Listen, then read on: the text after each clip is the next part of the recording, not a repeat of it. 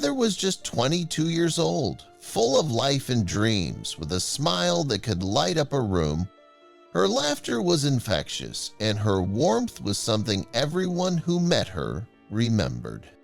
She had recently moved to Murfreesboro, Tennessee, leaving her home in Texas to chase her dreams of becoming a psychologist.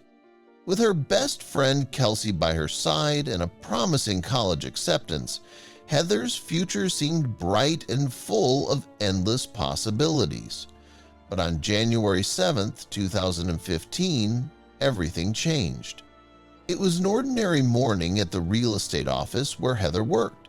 Kelsey, her best friend and colleague, arrived as usual, not thinking much of Heather's absence. Heather was known to oversleep occasionally, especially after a night out with friends. When Kelsey's calls went unanswered, she assumed Heather had simply partied too hard the previous night. But something didn't sit right. Heather had made Kelsey promise to check on her if she didn't show up for work. Growing worried, Kelsey decided to stop by Heather's apartment, which was just a short walk away.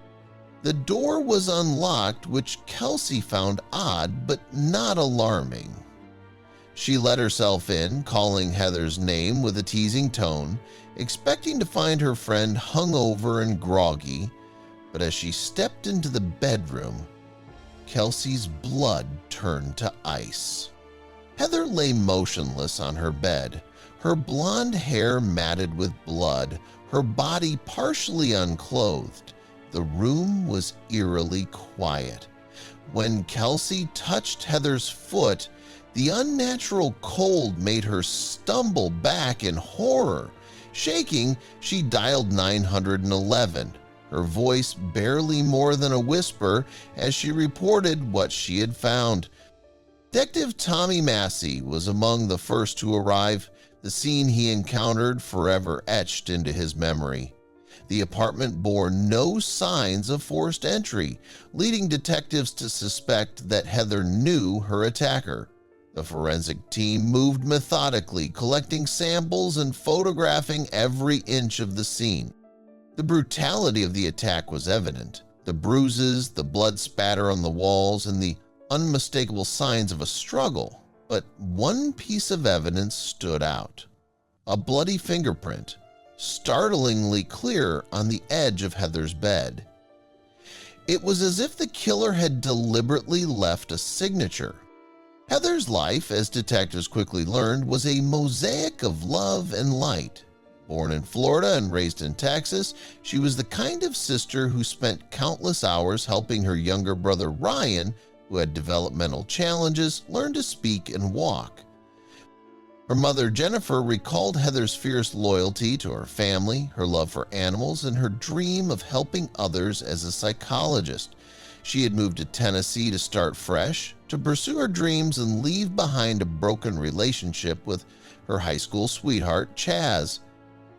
Chaz quickly became a suspect.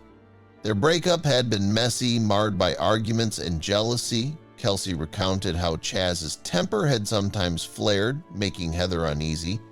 But as detectives dug deeper, Chaz's alibi held firm, supported by surveillance footage and multiple witnesses. Another dead end. The investigation then shifted to Michael, a young man Heather had met at a local bar.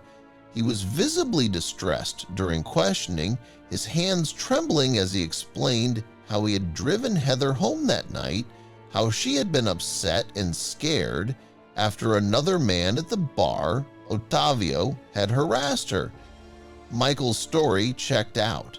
Surveillance footage showed him leaving the bar alone. His DNA and fingerprints excluded him as a suspect, but Ottavio's name kept coming up. Heather had texted him just hours before she died. When detectives brought him in for questioning, his shock at hearing of Heather's death seemed genuine. His DNA didn't match either. Days turned into weeks with no new leads. The investigation was stalling. Then, a breakthrough. The forensic lab called Detective Massey late one night. The bloody fingerprint on Heather's bed had come back with a match. Brandon Bowling, a young man with no prior criminal record, but whose fingerprints were on file from a previous job. Brandon was brought in for questioning, his demeanor nervous but cooperative. At first, he denied even knowing Heather, but when confronted with the fingerprint, his story began to crumble. Detectives pressed harder, using every tactic to break through Brandon's shaky denials. He insisted he had been to Heather's apartment weeks before, that the fingerprint must have been old. But the clarity of the print told a different story. This wasn't a faded memory, but a fresh mark, left the night Heather was murdered. When asked for his DNA, Brandon hesitated but eventually complied, perhaps still clinging to the hope that he could talk his way out. The final blow came not from the DNA test, which matched Brandon's perfectly, but from his own phone. With a court order, detectives unlocked his device and found a video that turned their stomachs. A recording taken in Heather's apartment showing Brandon assaulting her. The footage was brutal, damning evidence that left no room for doubt. Even the most seasoned officers were shaken by the cold detachment with which Brandon had documented his crime. In February 2018, Brandon Bowling pleaded guilty to the murder of Heather Maples and was sentenced to 40 years in prison without the possibility of parole. In a moment that stunned the courtroom, Heather's mother, Jennifer, stood to speak.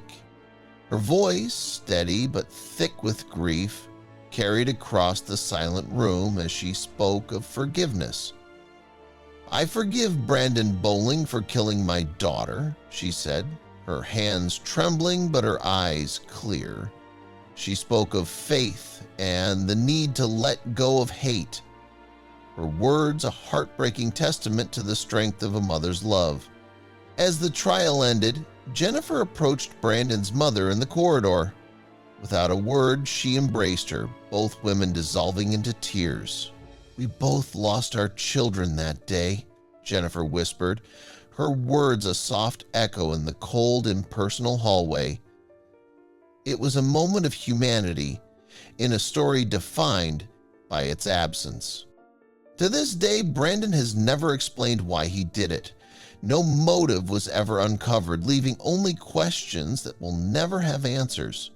What drove him to murder a young woman so full of life? Was it a twisted obsession, a sudden fit of rage, or something darker still? Heather's friends and family are left to carry on, to remember the light she brought into the world, and to seek justice not just in the courts, but in how they live their lives. Heather's story is a tragic reminder of how quickly life can change, of how evil can hide behind ordinary faces. Her legacy, however, lives on, not just in the memories of those who loved her, but in the courage of a mother who chose to forgive the unforgivable.